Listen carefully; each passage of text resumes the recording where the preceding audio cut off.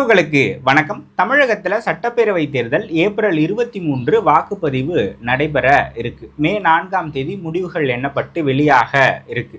தொகுதி வாரியாக யார் யார் போட்டிடுறாங்க, அங்கே யாருக்கான வெற்றி வாய்ப்பு இருக்கு அப்படின்ட்டு பார்த்துட்டு வரோம். அந்த வகையில் இந்த காணொலியில் தருமபுரி சட்டமன்ற தொகுதி இதை பற்றி தான் பார்க்க போகிறோம். தருமபுரி சட்டமன்ற தொகுதி ஒரு ஸ்டார் தொகுதி. அங்கு சௌமியா அன்புமணி அவர்கள் போட்டியிடுவதால் தருமபுரி சட்டமன்ற தொகுதியை பொறுத்த வரைக்கும் சட்டமன்ற தொகுதி எண் 59. வட மாவட்டங்களில் வரக்கூடிய தருமபுரி மாவட்டத்தில் இருக்கக்கூடிய ஒரு சட்டமன்ற தொகுதி தருமபுரி சட்டமன்ற தொகுதி.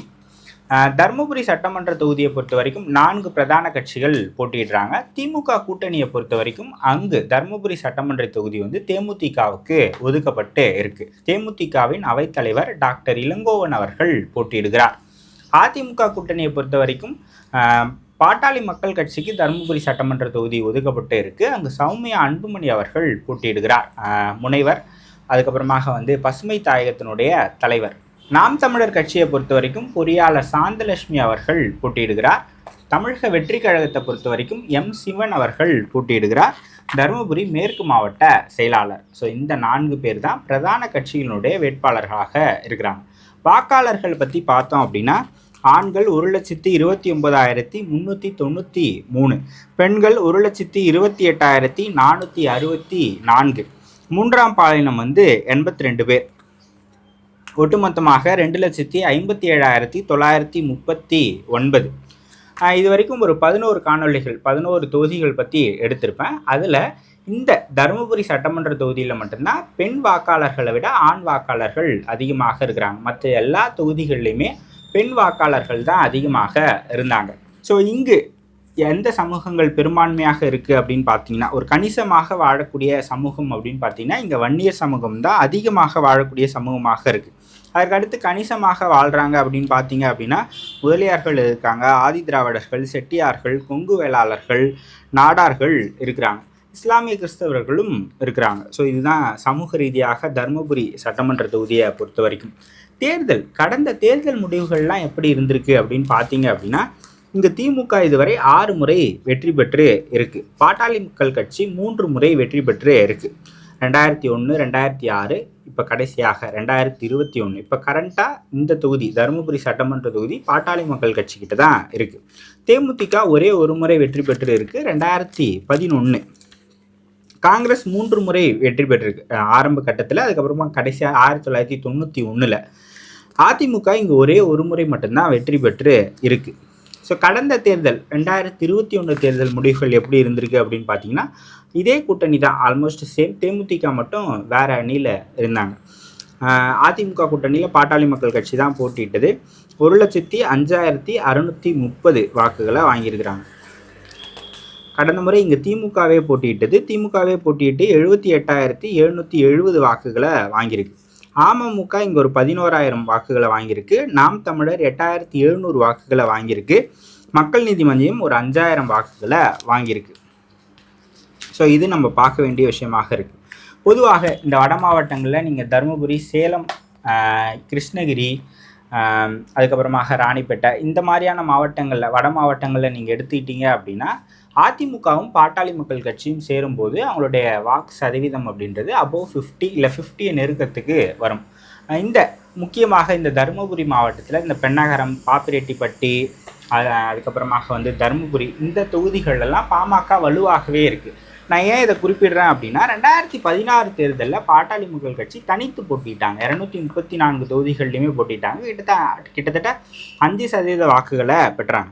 இந்த தருமபுரி சட்டமன்ற தொகுதியினுடைய 2016 தேர்தல் முடிவுகளை பார்த்தோம் அப்படின்னா அப்போ திமுக தான் வெற்றி பெற்றாங்க. திமுக 71,000 வாக்குகளை பெற்றாங்க. அதிமுக 61,000 வாக்குகளை பெற்றாங்க. பாட்டாளி மக்கள் கட்சி தனித்து போட்டியிட்டே 56,727 வாக்குகளை பெற்றிருக்காங்க. சதவீத அடிப்படையில் பார்த்தீங்க அப்படின்னா ஒரு 25%. தேமுதிக அப்போ மக்கள் நல கூட்டணியில் பங்கேற்றாங்க. அப்போ அவங்க வாங்கின வாக்கு 9,348. சதவீத அடிப்படையில் பார்த்தீங்க அப்படின்னா 4. அப்பவும் அதே இளங்கோவன் அவர்கள் தான் அங்கே போட்டியிட்டு இருக்கிறார்.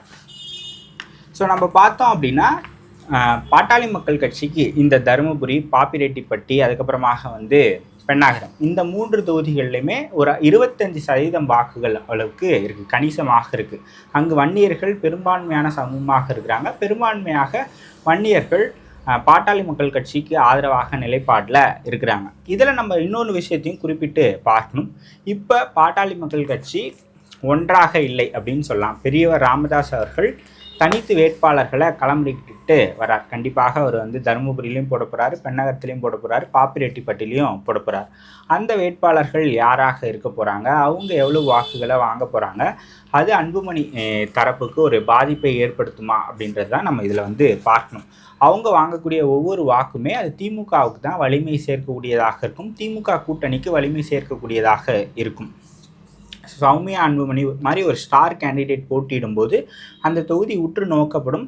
அங்கு எல்லோருமே கவனமாக வேலை பார்ப்பாங்க அப்படின்னு சொல்லலாம். நீங்கள் திமுகலையுமே இங்கே கொஞ்சம் கடுமையாக வேலை பார்ப்பாங்க, அவங்க அதிமுக கூட்டணியிலுமே இங்கே கடுமையாக வேலையை பார்ப்பாங்க. ஸோ நம்ம இதில் 2016 தேர்தல் முடிவு எடுத்து பார்த்தோம் அப்படின்னா ஏற்கனவே சொன்ன மாதிரி பாட்டாளி மக்கள் கட்சி 25% வாக்குகளை வாங்கியிருக்கிறாங்க, அதிமுக ஒரு 29% வாக்குகளை வாங்கியிருக்கிறாங்க. சரி, நம்ம ரெண்டுத்தையும் கூட்டினோம் அப்படின்னா 53-54% வந்து வந்துடும். அதே திமுக கூட்டணியை பார்த்தீங்க அப்படின்னா 2016 திமுக தனித்து போட்டியிட்டு 71,000 வாக்குகளை வாங்கியிருக்கு.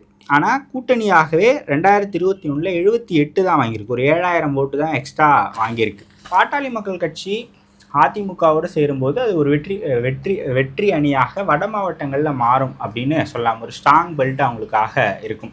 இதே நம்ம இப்படி எடுத்துக்கிட்டோம் அப்படின்னா இப்போ திமுகவோடு நிறைய கூட்டணி கட்சிகள் இருக்குது. அங்கே விசிகாவுக்கு ஒரு கணிசமான வாக்கு வங்கி இருக்குது, தேமுதிகவுக்கு ஒரு 6,000 to 10,000 வாக்குகள் இருக்குது அப்படின்னு சொல்லலாம். ஸோ இந்த வாக்குகள்லாம் சேரும்போது அவங்க வந்து ஒரு டஃப் ஃபைட்டை கொடுப்பதை நோக்கி வருவாங்களா அப்படின்றத நம்ம வந்து பார்க்கணும். எப்படி சொல்கிறேன் அப்படின்னா இப்போ திமுக உதயசூரியன் நிற்குதுன்னா மற்ற கூட்டணி கட்சிகள்லாம் சேர்ந்து அவங்களுடைய வாக்குகளை உதயசூரியனுக்கு டிரான்ஸ்ஃபர் பண்ணிவிடுவாங்க. அதே மாதிரி தான் அதிமுகலையும் ஒரு இரட்டை இலைக்கு மற்ற கூட்டணி கட்சிகள்லாம் சேர்ந்து தங்களுடைய கட்சியினுடைய ஓட்டை டிரான்ஸ்ஃபர் பண்ணிவிடுவாங்க. ஆனால் கூட்டணி கட்சியிலக்கான சிம்பிளில் நிற்கும்போது திமுகவோ அதன் மற்ற கட்சிகளுடைய ஓட்டோ டிரான்ஸ்ஃபர் ஆவது ரொம்ப குறைவு. அது வந்து நம்ம இதில் பார்க்க வேண்டிய விஷயமாக இருக்குது. ஸோ வேட்பாளர்களை பற்றி பார்த்தோம் அப்படின்னா முதல்ல சௌமியா அன்புமணி அவர்களை பற்றி பார்ப்போம். அவங்க எம்ஃபில் வந்து சௌமியா அன்புமணி அவர்களை பற்றி பார்த்தோம் அப்படின்னா அவங்க எம்ஏ படிச்சிருக்கிறாங்க, பிஹெச்டி படிச்சிருக்கிறாங்க, பசுமை தாயகத்தினுடைய தலைவராக இருக்கிறாங்க. தொடர்ச்சியாக அவங்க அன்புமணிக்கு மற்ற கூட்டணி அவங்க கட்சியினுடைய வேட்பாளர்களுக்கு பிரச்சாரம் தான் 24க்கு முன்னாடி வரைக்கும் பண்ணிக்கிட்டே இருந்தாங்க. 2024 தான் நேரடியாக தேர்தல் அரசியலுக்கு வராங்க. 2024 தருமபுரி நாடாளுமன்ற தொகுதியில் போட்டிட்டாங்க. இப்போ தருமபுரி நாடாளுமன்ற தொகுதிக்கு உட்பட்டு 6 தொகுதி வருது அப்படின்னா அதில் 5 தொகுதிகளில் அவங்க வந்து எல்லா தொகுதிகளிலுமே திமுக வேட்பாளரோட வாக்குகள் அதிகமாகத்தான் வாங்கினாங்க. ஆனால் அரூரில் மட்டும் அவங்க கம்மியாக வாங்கிட்டாங்க. அதனால தான் அவங்க கடந்த முறை தோல்வியை தழுவினாங்க.